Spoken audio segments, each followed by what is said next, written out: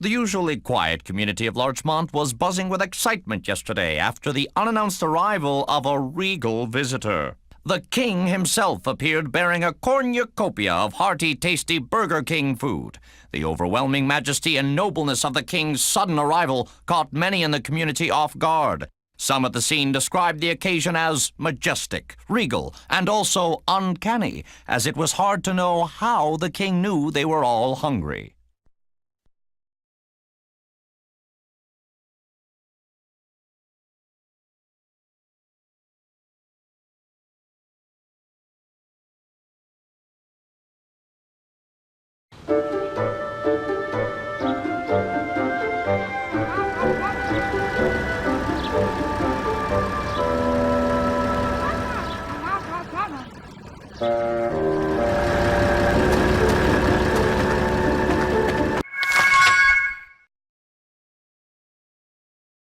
So you may be thinking to yourself, hey, 8 burgers in 5 minutes, that's absolutely no big deal. But even the smallest of tasks, such as delivering 8 burgers in 5 minutes, is more complex in this level. You see, the construction site zone is all about pathfinding, and everything is segregated and either requires some kind of puzzle solving or just, some basic perception to figure out where to get to. It's no longer just a matter of memorizing where the NPCs are and what their behaviors are, it's an issue of being able to get there while the right cycle is happening, or while the right barrier is lowered. And while there are some missions you can complete while staying in a single segregated area of the map, for many missions you have to open up the other areas or get to them, which requires either precise timing or at least semi-decent timing. Because time spent puzzle solving and pathfinding is time spent burning seconds, and it's really basic pathfinding, but in a game as time intensive as this, where your goals constantly pass out and become unavailable, timing is everything. This is the level where you'll constantly see green dots appear in places you don't know how to get to, and then you'll have to spend quite a large amount of time figuring out how to get there. The good news being that after you figure it out, you'll be able to carry that knowledge with you into future missions, making future missions much easier. And, while the knowledge is mandatory for the final mission, that should go without saying. I feel like this level irritates a lot of people, because they weren't expecting the game to suddenly include elements of pathfinding, where you either have to create a pathway yourself, solve a simple puzzle, or simply time your sneaking so that way you can get across a gap in the appropriate amount of time to make a delivery. And I will admit that because of all of the pathfinding, this level is significantly more stressful than the rest, but they are called challenges. And a construction site is the perfect place to put a pathfinding focused level. I can't think of a single better urban area to put such a thing. It's not as though the pathfinding is incredibly intensive mentally or any such thing. The pathfinding is all very arcadey, just as most of the game is very arcadey. It's just that pathfinding while you're trying to make deliveries is the challenge. The pathfinding by itself would not be terribly difficult. And if you want to, you can explore the level and do the pathfinding outside of the missions, so that way you can know what you're doing when you actually do the missions. Even without all the various segregated areas cut off by trenches, by ladders, by generally hazardous junk, there is still a lot of obstacles in the segregated areas themselves. As you're noticing, there are a lot of objects lying around that we have to maneuver our way around. This level is much less flat than the previous location.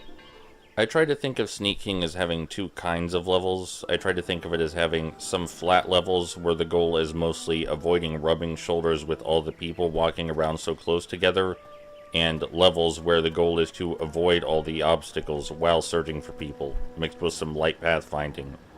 The Sawmill, I think, was the first light pathfinding level, and this is a continuation of that.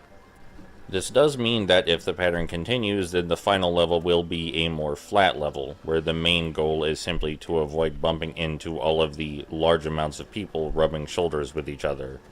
Many of the missions in this level seem to have more lenient objectives, I assume because they felt like the average player was going to have more trouble with this level than most, and that's fair, I suppose.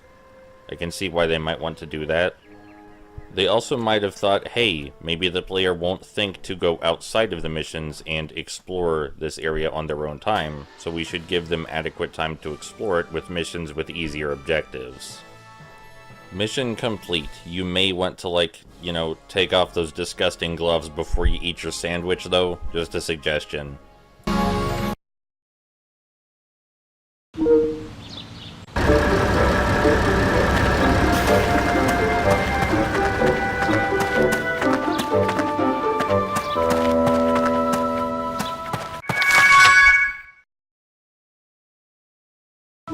So this mission, very simple objective, but also a very large objective. That's a lot of sandwiches to deliver, and there's no time limit. So the large amount of sandwiches to deliver and the lack of time limit tells me they probably wanted to use this mission to convince the player they should be exploring the environment, figuring out where all the hiding places are, how to get everywhere, and all that jazz. But as I already know where everything in this level is, I'm just going to wander around in this area and make the deliveries here, because I'm lazy.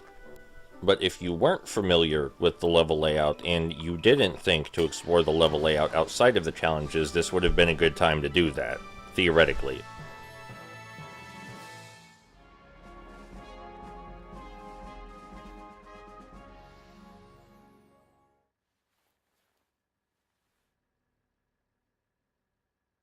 Mission complete. My laziness forced me to deliver this sandwich to you like 5 times in this single mission.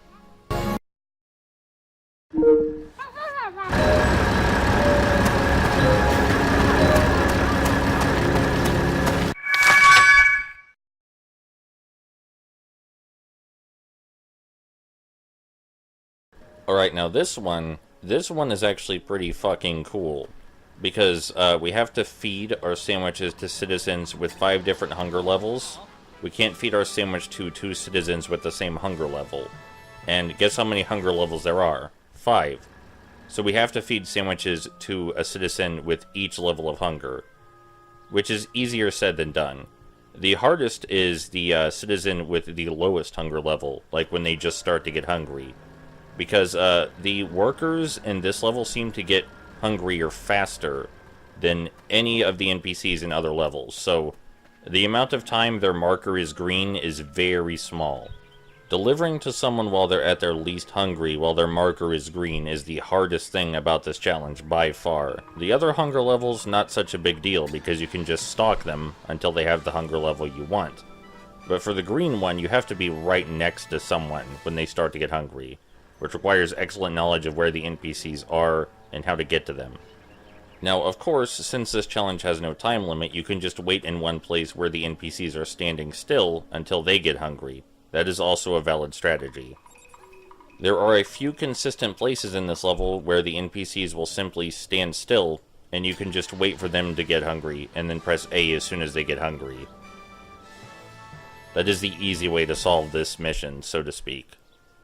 This level may be slightly confusing if you were unaware that the citizens have 5 levels of hunger, but you should have been aware of that based on the scoring system.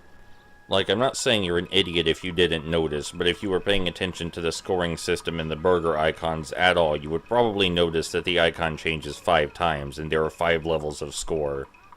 But yeah, this mission, pretty unique and fun, and if you want an easy way out of the mission without having clairvoyant knowledge of where the NPCs will be at any given time, just stand near an NPC that is always stationary.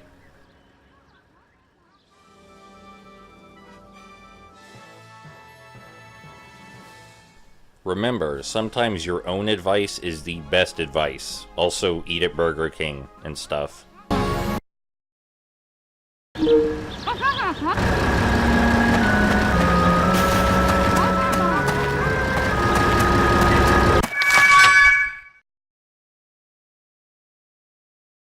Alright, so the same rule applies here. You can just stand in one place where the NPCs are stationary if you want to do this the easy way.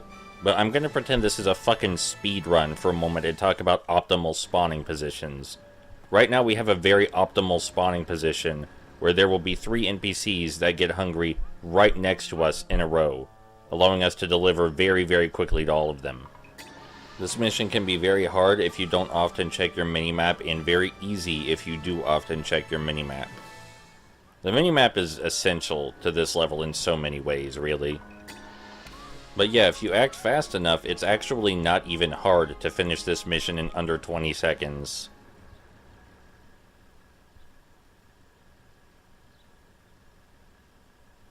Mission accomplished. What is that, like your 15th Whopper? And we haven't even started.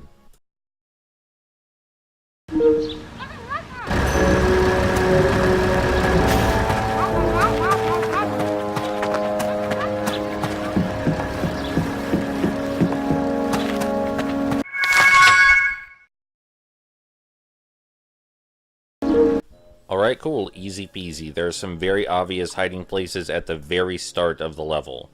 We just have to avoid getting caught by this lady, and we're pretty much in the clear. She's the hardest one to get to the hiding place without getting caught by. She is the hardest one to get by without getting caught on our way to the hiding place.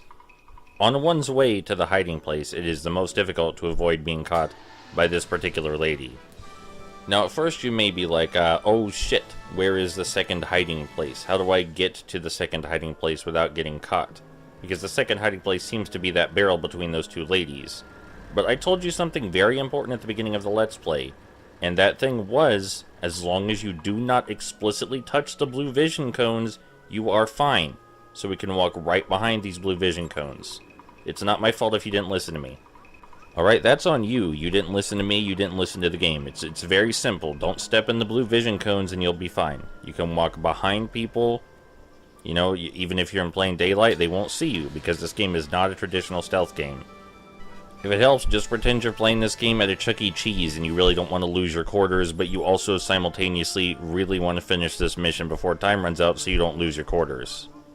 I find that many things in life can be motivated by the idea that you don't want to lose your quarters, and yes, I'm aware Chuck E. Cheese does not use quarters, it uses some bullshit token system. But I haven't been to Chuck E. Cheese in fucking years. Mission accomplished. Thank you both for positioning yourself in such a convenient way.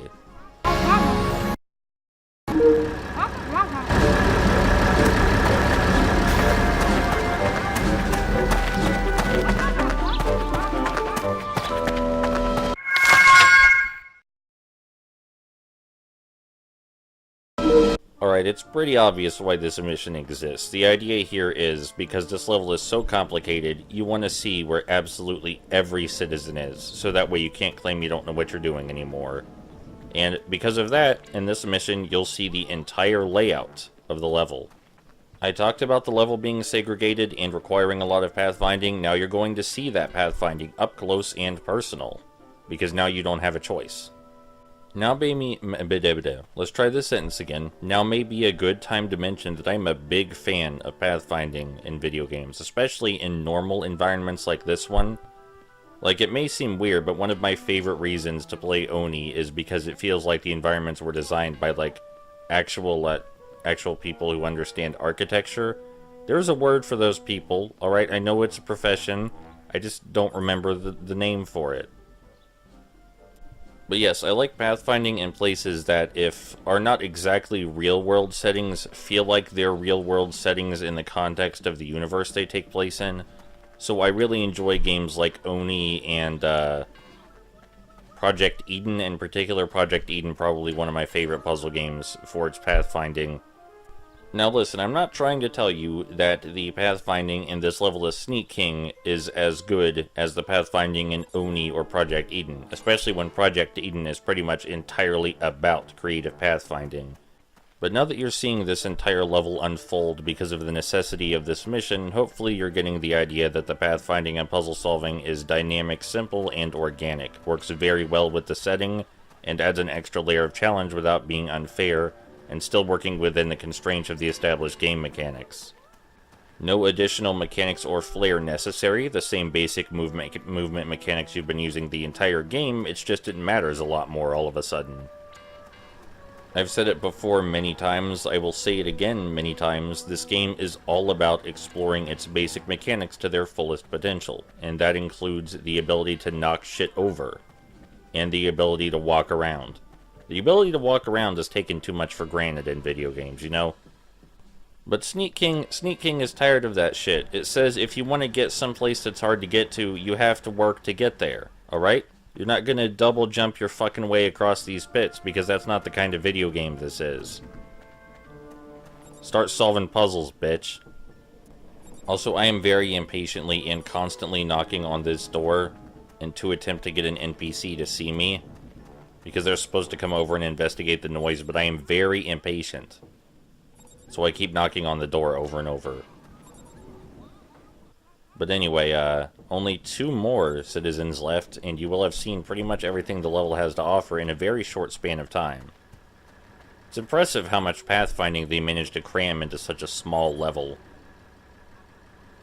Also, it makes the level feel a lot bigger than it actually is, because it's segregated into so many pieces.